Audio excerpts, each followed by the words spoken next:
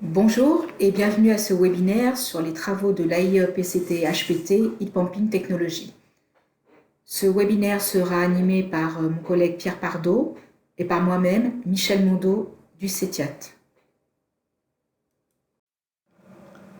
Au sommaire de ce webinaire, tout d'abord, je vous ferai un rappel sur les activités générales de l'AIE-PCT HPT et nous poursuivrons avec un panorama des annexes qui sont en cours de réalisation. Enfin, je laisserai la parole à Pierre Pardo pour vous présenter l'annexe 54 qui porte sur les pompes à chaleur utilisant des fluides frigorigènes à base GWP et il reviendra donc sur le workshop qui a été organisé lors de la conférence ICR 2019 et sur les premiers résultats qui ont été présentés lors de ce workshop.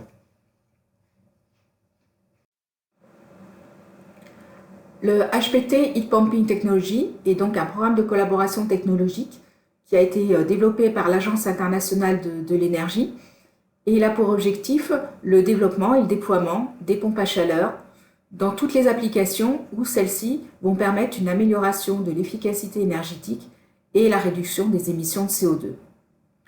À ce jour, 17 pays participent à ce HPT, dont la France. Le délégué français est l'ADEME, en la personne de Paul Caïque, mais l'ADEME a confié cette représentation au CETIAT. Les travaux menés par le HPT sont essentiellement des travaux de recherche, développement, démonstration et diffusion d'informations et sont appelés des annexes. Pour la dissémination de ces informations, plusieurs canaux sont utilisés.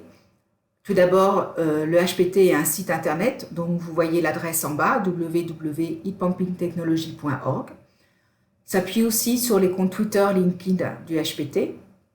Pour chacune des annexes, un site est développé pour permettre donc au public d'avoir accès à un certain nombre d'informations sur l'avancement des travaux et les résultats. Il existe également un magazine, HPT Magazine, une newsletter, le rapport annuel d'activité qui vous permettent donc d'avoir des informations régulières sur les activités du HPT.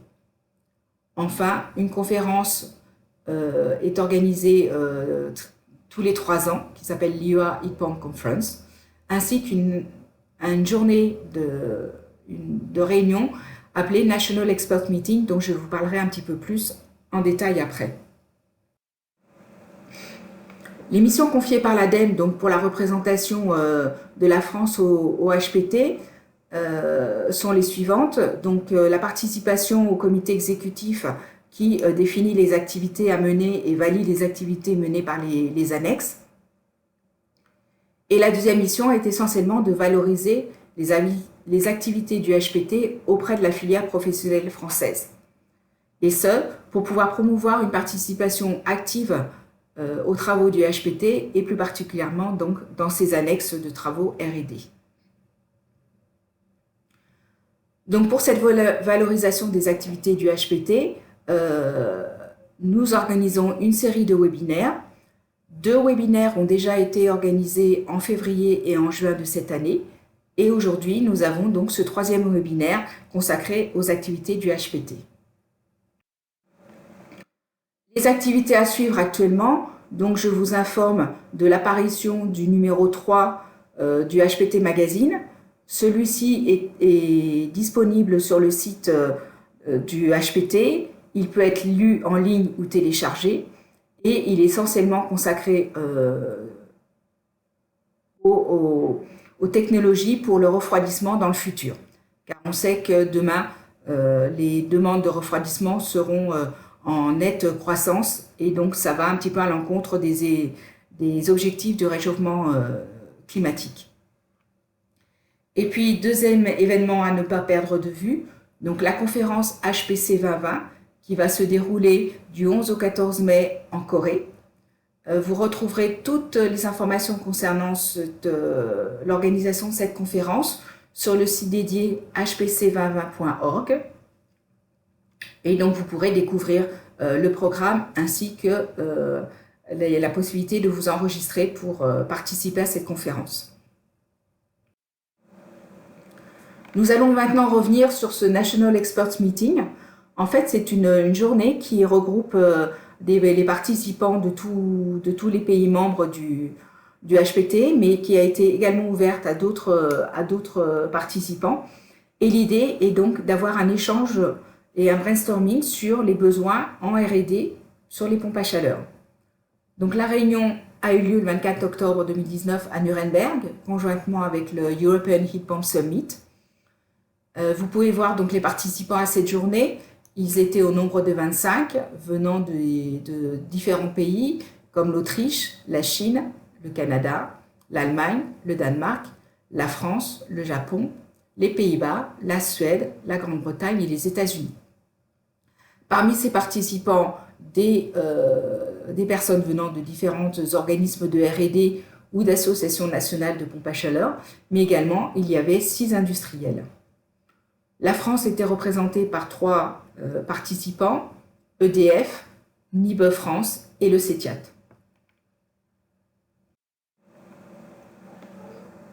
Donc 3 thématiques principales ont fait l'objet du brainstorming de cette journée. La première thématique était consacrée au marché nouveau et aux explications un petit peu spécifiques, donc plutôt orientée secteur automobile, secteur industriel, mais également secteur produit de la consommation. La deuxième thématique a porté sur les pompes à chaleur pour les quartiers à énergie positive. On a parlé bâtiments à énergie positive. Maintenant, on peut se focaliser un petit peu plus sur des bâtiments à énergie positive. Et puis la troisième thématique a porté sur cette Comfort and Climate Box qui pourrait être aussi développée pour les pays chauds et humides, avec bien entendu peut-être des objectifs un petit peu différents. Donc pour chacun des thèmes, on avait une brève introduction sur le sujet proprement dit. Ensuite, les participants étaient regroupés, 4 groupes ont été constitués et chacun des groupes donc, devait définir pour chacun des thèmes, à l'aide de post-it, ce qu'il identifiait donc, sur une espèce de boussole qui comprenait donc, la vision d'aujourd'hui, la vision de demain et puis les freins et les solutions à lever dans chacun de ces thèmes. Ensuite, un deuxième tour permettait un petit peu d'affiner par rapport justement à la définition de ces freins et des solutions potentielles qu'on voyait, de faire émerger des sujets, voire des idées d'annexes. Il fallait à ce moment-là répondre à différentes questions. À quel défi une annexe devait-elle répondre ou relever? Quels sont les atouts, les compétences que l'on a au sein du HPT pour pouvoir répondre à ces défis? Doit-on s'appuyer sur d'autres TCP, d'autres groupes d'individus avec lesquels nous aurions besoin de coopérer pour justement relever ces défis? Et comment, à partir de cette idée très succincte, la développer pour qu'on puisse constituer une annexe? Donc, à l'issue de ce brainstorming, on a identifié un certain nombre d'idées. Les participants ont voté sur ces idées et on a retenu celles qui avaient eu le plus de votes. Donc, dans la première thématique, marché et applications nouveaux spéciaux, on a tout d'abord retenu le sujet concernant les pompes à chaleur haute température, 80 à 110 degrés. Dans le créneau en deçà de 80 degrés, on connaît les pompes à chaleur plutôt résidentielles. Au-delà de 110 degrés, ce sont plutôt des pompes à chaleur industrielles, donc qui font déjà l'objet d'annexes au sein du HPT. Donc on a souhaité se focaliser sur le créneau, la gamme 80-110 degrés. À l'issue des discussions, le DTI du Danemark a choisi donc de prendre cette idée, d'essayer d'en construire des objectifs, un programme de façon à constituer une annexe à proposer ultérieurement. Dans cette même thématique, le deuxième sujet a porté sur l'intégration des pompes à chaleur pour le séchage. Donc là, il s'agit à la fois du séchage dans l'industrie, dans le secteur commercial, mais également dans les produits de grande consommation. Et c'est AIT en Autriche qui s'est proposé pour travailler sur cette idée et en formuler donc une annexe. La deuxième thématique qui portait sur le développement des PAC et l'intégration des PAC dans les quartiers à énergie positive, le principal sujet qui a été retenu porte sur l'optimisation et la modélisation donc, de ces quartiers à énergie positive. Néanmoins, personne n'a voulu prendre le sujet à bras-le-corps, mais la Suisse, qui n'avait pas participé à cette journée, a fait savoir qu'éventuellement, elle pourrait réfléchir à développer cette idée pour en faire une annexe.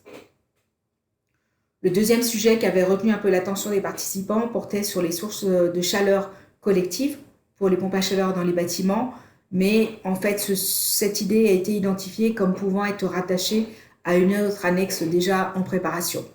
Donc, elle n'a pas été développée plus que cela. Enfin, pour le sujet Comfort and Climate Box, pour les pays chauds et humides, il a été identifié que les solutions pouvaient peut-être être travaillées au niveau du bâtiment plutôt que d'identifier des solutions au niveau individuel. Mais néanmoins, aucun participant n'a souhaité prendre ce sujet. D'autres idées ont été discutées, en dehors donc, des trois thématiques de brainstorming. Il s'agit donc de ce qu'on pourrait appeler la 5e génération des réseaux de chaleur, et en particulier les réseaux thermiques dits intelligents. La discussion a finalement conclu que dans l'annexe en préparation par le Danemark, concernant la flexibilité que peut apporter les pompes à chaleur dans des systèmes énergétiques et les réseaux thermiques multivecteurs, finalement cet aspect réseau intelligent énergétique était à prendre en compte dans ce sujet.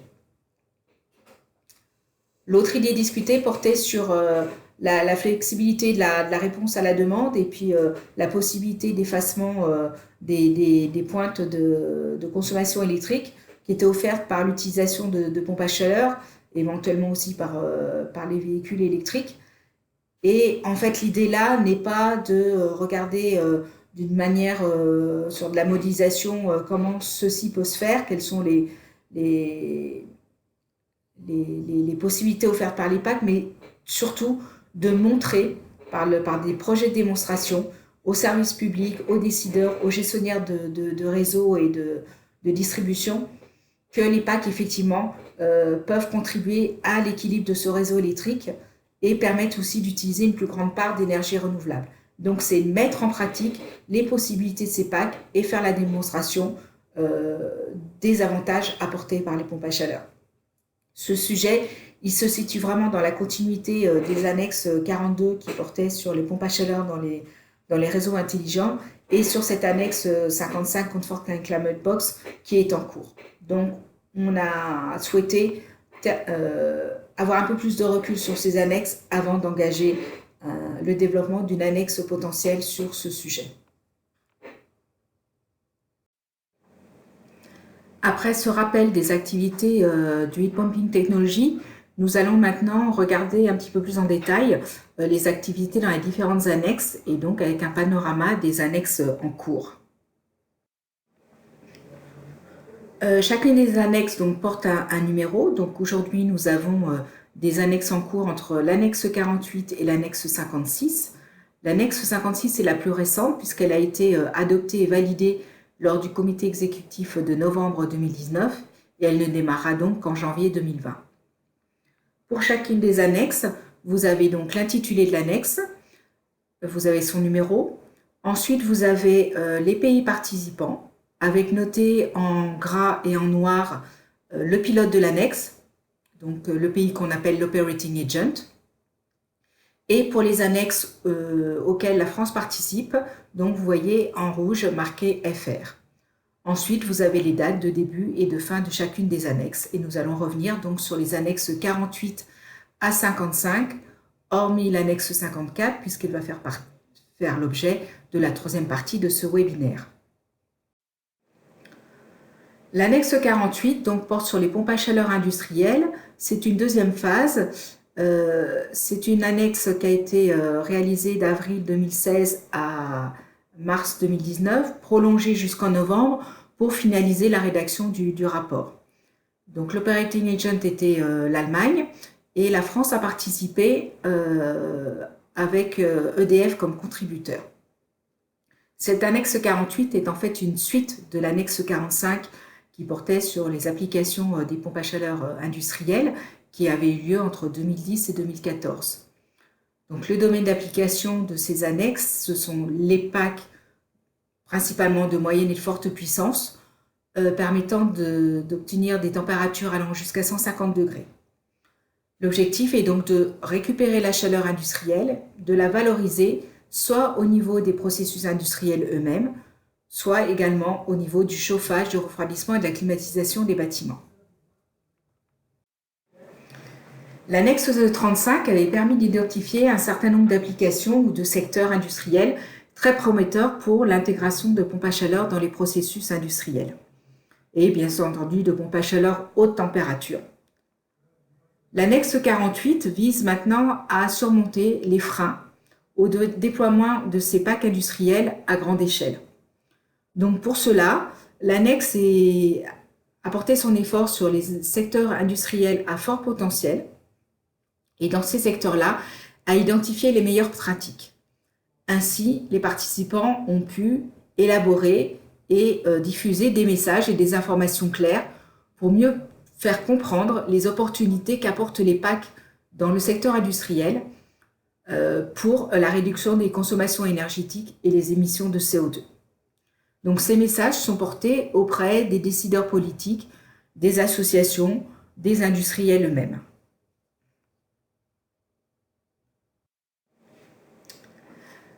L'annexe a mis en évidence un certain nombre de ce qu'on appelle success stories.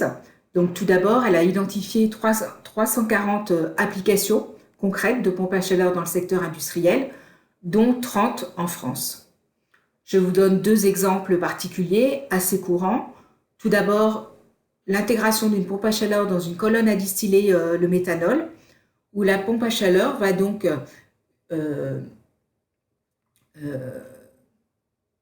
utiliser l'énergie au niveau du condenseur pour pouvoir fournir l'énergie utile au réchauffeur de la colonne. Ceci permet une consommation d'énergie souvent à peu près égale à 60% du process industriel. Au niveau du séchage, les procédés de séchage bénéficient aussi de l'implantation de pompes à chaleur. Non seulement les consommations énergétiques et les émissions de CO2 peuvent être réduites, mais la qualité du process peut être aussi améliorée par l'intégration d'une pompe à chaleur. Les enseignements principaux de cette annexe, c'est que l'utilisation et la pénétration de packs industriels est fortement dépendante, bien évidemment, du rapport des prix des énergies, électricité et gaz. Dans les pays où ce ratio est favorable, donc le prix de l'électricité est relativement faible par rapport à celui du gaz, la pénétration des packs industriels sera plus facile. C'est le cas de la Suède, de la Finlande, des Pays-Bas et de la France. A contrario, dans les pays où le prix du gaz est très très bas par rapport à celui de l'électricité, la pénétration des pompes à chaleur dans les secteurs industriels se fera plus difficilement et c'est cette situation que l'on retrouve en Allemagne, en Irlande et au Royaume-Uni. L'annexe 49 est consacrée à la conception et l'intégration de pompes à chaleur dans les bâtiments NZEB. Les bâtiments NZEB sont donc les bâtiments à énergie quasi nulle. C'est une annexe qui a démarré en 2016 et se terminera au printemps 2020. Elle est pilotée par la Suisse et c'est une suite de l'annexe 40 qui s'est déroulée de 2012 à 2016 et qui avait pour objectif de définir des concepts de systèmes intégrant des pompes à chaleur pour justement ces bâtiments particuliers à énergie quasi nulle. Donc l'annexe 40 avait défini ces concepts. Elle avait aussi évalué les technologies de construction pour les bâtiments NZEB en termes de performance et de coût. Elle avait surtout regardé quels étaient les développements nécessaires pour que les packs qui existaient sur le marché pouvaient convenir aux performances. L'annexe 40 a donc montré que le couplage d'une pompe à chaleur avec du PV était la solution la plus préconisée pour ces bâtiments NZEB. Dans le cas de l'annexe 49, il s'agit donc de compléter les éléments, les résultats de l'annexe 40 et d'élargir le concept de bâtiments NZEB et de PAC pour des bâtiments NZEB à un groupe de bâtiments. Groupe de bâtiments, ce peut être un immeuble collectif, donc des maisons multifamilles ou des maisons attachées, mais également des bâtiments à usage mixte dans lesquels on va trouver différents modes d'occupation tels que des commerces, des bureaux et des habitations. Quel que soit le type de bâtiment, il s'agit toujours donc d'optimiser les 3 critères, performance, coût et flexibilité. Donc les travaux se sont poursuivis dans pour la définition de bâtiments NZEB, ainsi que la finalisation de concepts ou de configurations intégrant des pompes à chaleur dédiées à ces bâtiments.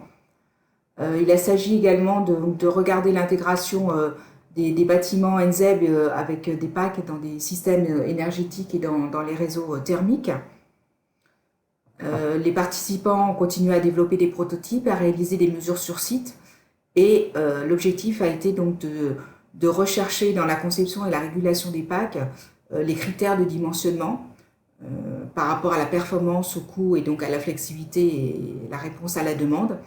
Et également donc de rechercher des régulations pour pouvoir améliorer l'autoconsommation de la PAC et ainsi alléger le réseau électrique.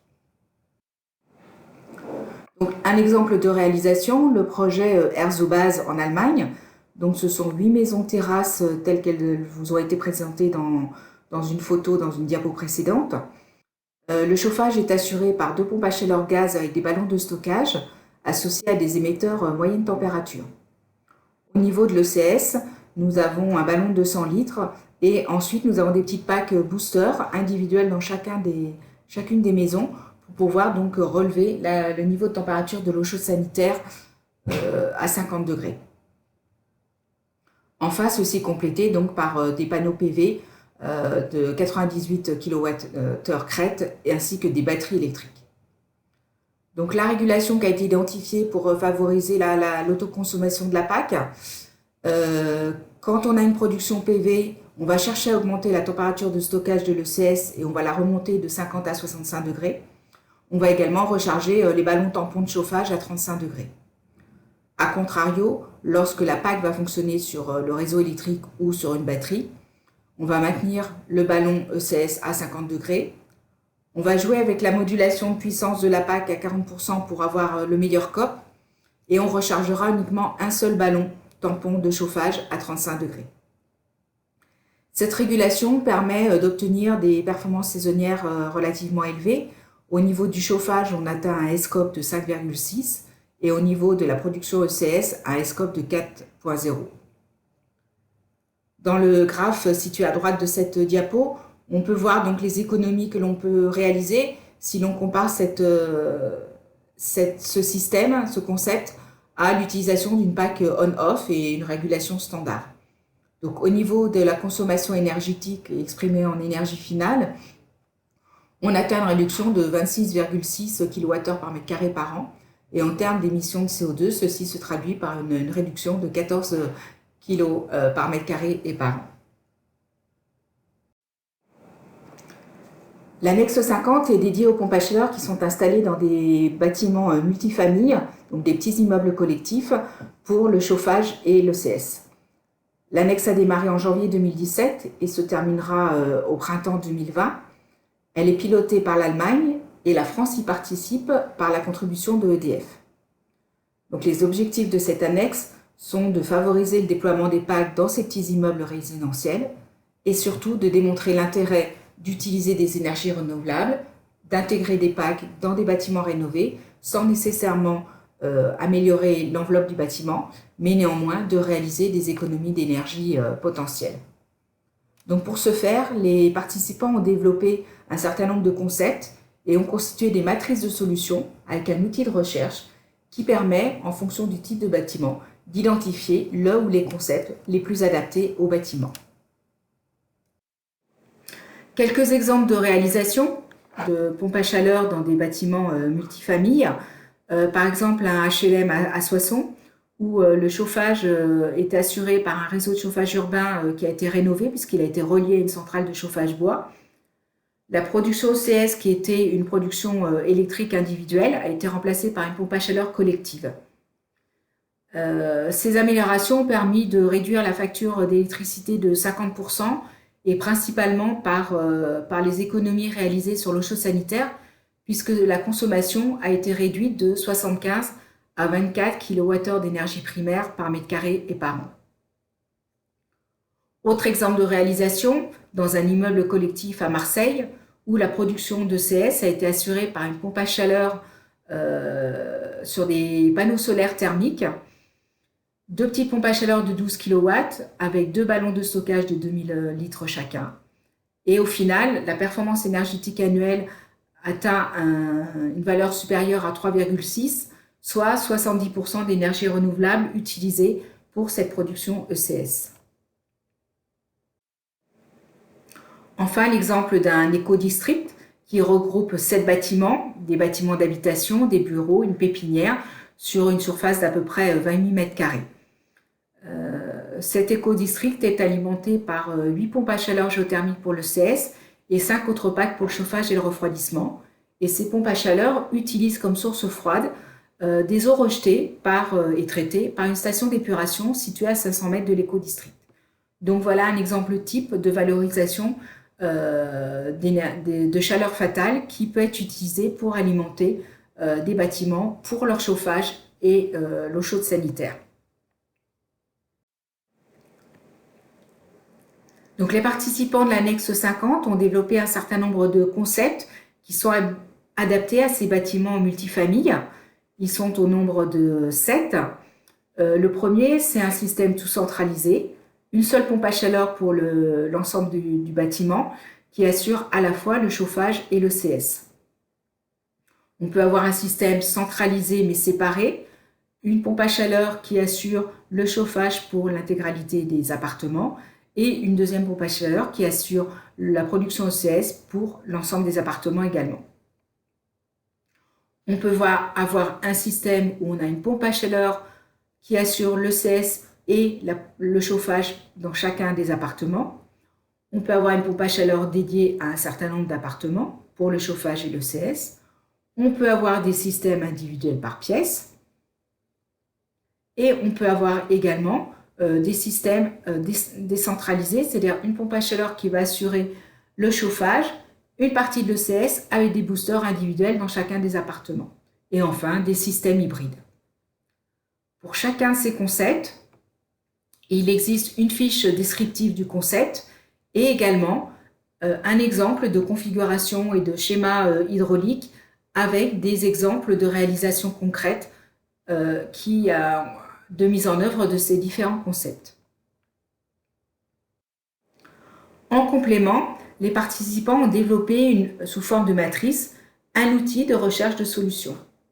Donc, en fonction du type de bâtiment et de son enveloppe, en fonction du type de système recherché, en fonction du mode de fonctionnement que l'on demande et en fonction bien évidemment du fluide que l'on souhaite utiliser, et en sélectionnant donc ces 4 éléments, l'outil vous permet d'identifier des solutions, des concepts adaptés à votre bâtiment. Donc, dans l'exemple ici, si l'on sélectionne un bâtiment ancien, qu'on souhaite avoir un système centralisé qui pourra assurer le chauffage et l'eau chaude sanitaire avec de l'eau, on a 3 systèmes qui nous sont suggérés. Et bien évidemment, en cliquant sur chacun de ces systèmes, on a accès à la fiche descriptive et au cas d'exemple qui s'y rapporte. Donc cet outil est vraiment un outil à destination des bureaux d'études, des gestionnaires de bâtiments, et ça leur permet très rapidement et de façon très simple d'identifier en fonction du type de bâtiment qu'ils ont à gérer les solutions qui sont possibles et qui leur permettra donc d'intégrer des pompes à chaleur dans leur bâtiment. L'annexe 51 est dédiée donc à l'acoustique des pompes à chaleur. Cette annexe démarrée en 2017 devait se terminer au mois de mars, mais sera prolongée jusqu'en décembre 2020. Le pilote est l'Autriche et la France y participe par la contribution des 2 centres techniques de la profession, le CETIM et le CETIAT, qui sont très actifs dans cette annexe. Nous savons tous que le bruit des pompes à chaleur sur l'air extérieur peut être un frein à la pénétration des pompes à chaleur. Et donc l'objectif de cette annexe est d'accroître l'acceptation des PAC afin d'assurer un confort optimal par rapport à la nuisance sonore générée par ces pompes à chaleur. Donc pour cela, il faut rassembler les connaissances et l'expertise qu'ont les participants aux différents niveaux de conception de pompes à chaleur vis-à-vis de leur acoustique, afin justement d'établir des recommandations et des conseils de manière à pouvoir faire passer ce message à différents niveaux, au niveau des fabricants, au niveau des consultants en acoustique, des installateurs, des décideurs réglementaires, etc. Alors ces connaissances, elles sont à différents niveaux. Tout d'abord, il a fallu mieux connaître le contexte réglementaire selon les pays. Donc on a fait un recensement de ce contexte réglementaire et des normes au niveau de l'Union européenne, mais également de certains autres pays du monde. Nous avons également regardé les facteurs influençant le niveau sonore des PAC, et en particulier les différents modes de fonctionnement, que ce soit au niveau des conditions de température, au niveau de la charge partielle, des cycles de givrage de la PAC, de paramètres de régulation, sachant qu'on peut faire varier la fréquence du compresseur, la fréquence des ventilateurs, les débits d'eau. Voilà. Ensuite, il s'agit de collecter et de compiler les résultats de la recherche et les connaissances de tous les acteurs au niveau de la mise en œuvre, au niveau des composants, de l'unité, de l'assemblage de ces composants, de l'application, de l'installation de la pompe à chaleur. À l'issue de ça, on souhaite identifier donc des axes d'amélioration, là aussi au niveau des composants, des unités, voire des stratégies de contrôle de la pompe à chaleur, afin de pouvoir fournir des informations utiles sous forme de guidelines, de support pour des formations et de contribution à des travaux normatifs. La principale dissémination des résultats de cette annexe se fera lors du workshop qui sera organisé conjointement avec la Mostra Convegno en Italie au mois de mars 2020. Donc, un exemple de résultat déjà obtenu dans le cadre de cette annexe, donc c'est la mesure du niveau sonore d'une pompe à chaleur RO de 8 kW en fonction de différentes conditions opératoires qui sont définies en termes de température extérieure de fonctionnement, de température d'eau également, mais aussi de vitesse de ventilateur et de fréquence de compresseur. Donc, bien qu'il n'y ait pas d'échelle sur les graphes qui vous sont présentés, vous voyez que sur la partie gauche du graphe, qui représente donc le niveau sonore par fréquence, un carreau correspond à 5 dB, et sur la partie droite du graphique qui représente le niveau global, un carreau correspond à 1 dB. Donc vous voyez qu'on a identifié un petit peu deux niveaux sonores différents. D'abord, quelles que soient les conditions opératoires, on voit que la courbe en fonction des fréquences est à peu près similaire, malgré 2-3 pics émergents. Mais on voit bien qu'entre les courbes du bas et les courbes du haut, on a un niveau sonore significativement différent. Et si on regarde sur le niveau sonore global, eh bien, on peut atteindre des écarts d'environ 3 à 5 dB entre les conditions des courbes situées en bas et les conditions des courbes situées en haut du graphe. Nous avons également regardé l'impact du givrage sur le niveau sonore. Donc sur cette pompe à chaleur RO de 8 kW, vous avez en fonction des différentes octaves de fréquence l'évolution du niveau sonore. Donc pendant la période de givrage qui est représentée entre les deux flèches bleues. La flèche bleue de gauche indique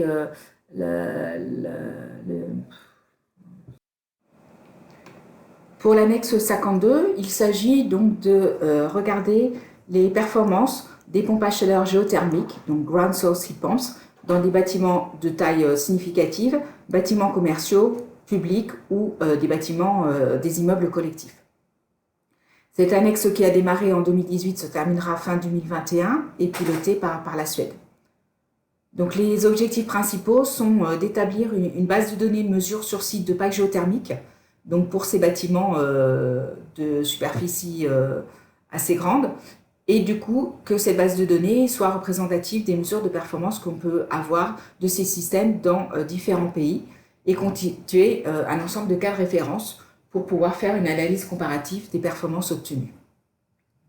Il s'agit aussi pour cela d'améliorer la méthode de caractérisation de ces performances mesurées sur site pour pouvoir permettre une comparaison correcte des systèmes existants.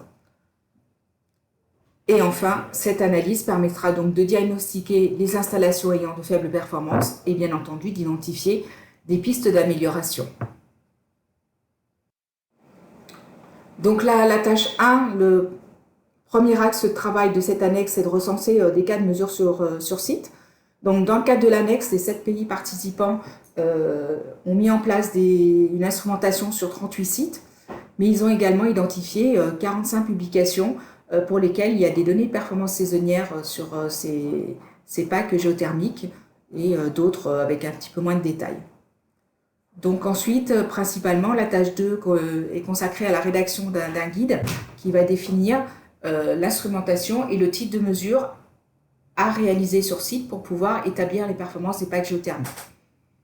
La tâche 3, elle, aura pour objectif également la rédaction d'un guide, mais cette fois-ci pour le suivi et l'analyse des données telles qu'elles auront été enregistrées sur ces sites. Donc ces 2 projets de guide pour l'instrumentation d'un site et puis pour l'analyse des données ont été discutés à la dernière réunion de l'annexe 52 qui a eu lieu en mai 2019.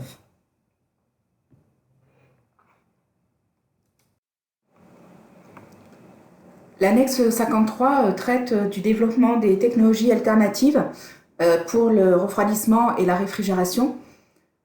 Démarrée en octobre 2018, elle se terminera fin 2021 et elle est pilotée par les États-Unis.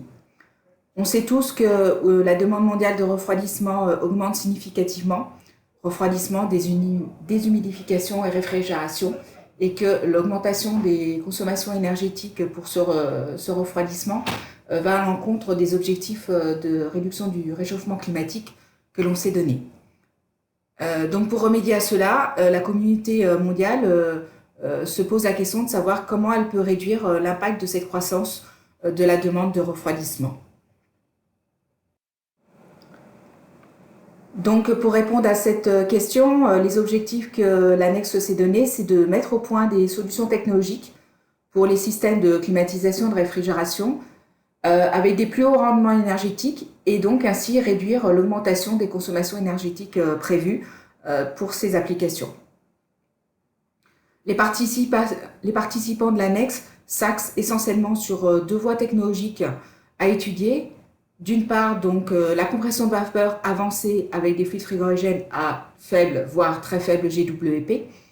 Lorsqu'on dit compression de vapeur avancée, ça veut dire qu'on a des cycles thermodynamiques avec des architectures un petit peu plus complexes que celles qu'on peut avoir aujourd'hui, de façon à améliorer justement le rendement énergétique. L'autre voie envisagée, c'est de travailler sur des technologies alternatives non traditionnelles et compte tenu des travaux des différents participants, ces technologies sont essentiellement celles du froid magnéto-calorique qui peut apporter une relativement haute efficacité énergétique. Elle consiste donc à appliquer un champ magnétique qui va faire augmenter la température d'un matériau. Et puis la deuxième technologie alternative, c'est le froid élastocalorique qui, par rapport au froid magnéto-calorique, sera d'un coût moindre, peut-être avec une efficacité aussi un petit peu moindre. Et ce froid élastocalorique, c'est en fait bénéficier de l'utilisation de la mémoire de forme des alliages. Donc quand vous déformez un alliage, il va s'échauffer et quand il reprend sa forme, il se refroidit. La dernière annexe est l'annexe 55, Comfort and Climate Box. C'est une annexe qu'on vous avait déjà présentée lors du webinaire de juin 2019 parce qu'elle était toute récente, elle venait d'être validée par le comité exécutif au printemps. Et donc, on vous avait présenté les différents objectifs et tâches de cette annexe. Donc, elle a démarré effectivement en avril 2019 et elle se terminera en 2021. L'operating agent, ce sont les Pays-Bas. Et donc, la France a tout récemment intégré cette annexe par l'intermédiaire de la société Ediliance. C'est aussi une annexe jointe avec un autre programme collaboratif technologique, ICES, pour Energy Conservation Through Energy Storage, donc cette annexe a deux numéros. Je vous rappelle la définition d'un Comfort and Climate Box, un CCB, tel qu'il est défini également par le petit schéma reproduit sur la droite de la diapo. C'est une unité physique qui va intégrer une pompe à chaleur, un module de stockage thermique ou électrique et des contrôles, une régulation associée permettant donc de fonctionner de manière modulaire et d'être exploité dans le cadre d'une stratégie de contrôle intégrée, spécifique et optimale. Et ce système, peut être alimenté soit par le réseau électrique, soit par du PV et oui aussi des véhicules électriques. Donc les objectifs de cette annexe 55 sont principalement pour pouvoir accélérer le développement de ces solutions, faire la démonstration de la pertinence de ces systèmes, mais également de leur disponibilité. Effectivement, il s'agit de développer des prototypes sur la base de composants existants actuellement sur le marché et de démontrer la faisabilité de ces systèmes. Donc les travaux qui seront menés, il s'agit tout d'abord d'identifier si de tels systèmes ou des systèmes approchants existent déjà sur le marché, de définir différentes solutions, d'évaluer ces solutions en fonction d'un certain nombre de critères de qualité, et ce sont les critères de qualité qui sont indiqués par les petits carrés bleus sur la diapo. Donc ces critères sont bien évidemment l'accès, la faisabilité économique, la faisabilité technique bien évidemment, l'encombrement du système, sa conception intégrée, sa facilité d'installation de type plug and play, bien entendu son efficacité énergétique. Il faut aussi que le concept soit capable d'être accordé à un réseau électrique intelligent, qu'elle soit équipée de ses propres contrôles et finalement qu'elle réponde aux besoins et la satisfaction de l'usager. Donc voilà pour ce panorama de l'ensemble des annexes en cours actuellement au sein de l'AIE PCT Heat Pumping Technology.